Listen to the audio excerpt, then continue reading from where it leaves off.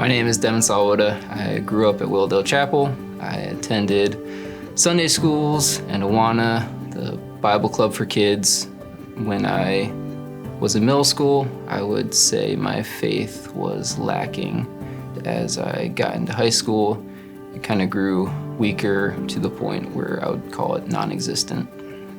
So once I got into college, I really put no attention into my relationship with Christ, had a general understanding of Christian ideas from growing up in the church, and I would pray every so often when things got difficult, but that was about the extent of my Christian faith. Really was living to satisfy my own desires, which generally manifested itself in drugs, alcohol, and relationships. If I could even call myself a Christian then, I would definitely say I was a straying one. All that wandering eventually brought me to a low point. About 4 years ago, I was driving drunk and I careened off the road, and I easily could have been killed, but God, through His mercy, saved me, and that really shook my reality, and it was kind of the tipping point that brought me back to Him. Started attending church more often. I was going to Bible studies. I was reading my Bible more, just doing a lot of the Christian-y things that I thought I was supposed to be doing. I'm sure I looked like a really good Christian on the outside, but I was definitely still very immature. And I was doing a lot of these things because they helped me feel better about myself and helped me kind of cope with my past. For a while, I was very comfortable living this kind of lukewarm lifestyle where I didn't have to take a hard examination of my life, until one day a friend of mine challenged me and basically told me, I don't think you're taking your relationship with Jesus as seriously as you want people to believe. And I was very offended. I'm not gonna lie. I was surprised that someone would have the audacity to say something like that to me, but looking back on it, I am extremely grateful that someone finally did. I don't know what it was about that moment, but afterwards I felt what I can only describe as a genuine hunger for Christ. For the next couple months, I spent pretty much 8 hours a day listening to sermons and audio readings of the Bible and Christian podcasts.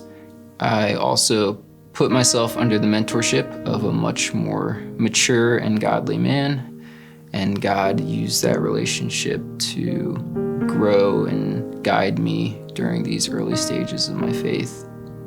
And during this time of kind of eager desire to hear the word was the first time that I can say I really heard the gospel.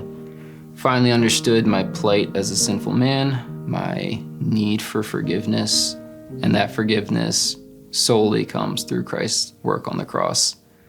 Despite how hard I had tried, I could never make up for all that I'd done throughout my life.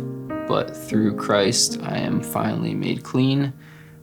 I'm finally given the ability to have right relationship with God, and I'm finally fully adopted, accepted, and more loved than I could have ever have hoped to imagine. And now, after being married, I have an even greater appreciation for God's love. Marriage is teaching me to renounce my selfishness and pride and to live for the spiritual welfare of my wife. I think of Paul's encouragement in Ephesians for husbands to love their wives as Christ loved the church and gave himself up for her. And that's a battle that I fight every day through prayer and reading scripture, because I have a lot of desires for myself, but Christ has called me to sacrificially love my wife as he sacrificially loved me. As a new father, my wife and I just had our daughter 7 weeks ago today, and it's such an amazing gift that God would use us as his vessels to demonstrate His love and grace in our daughter's life.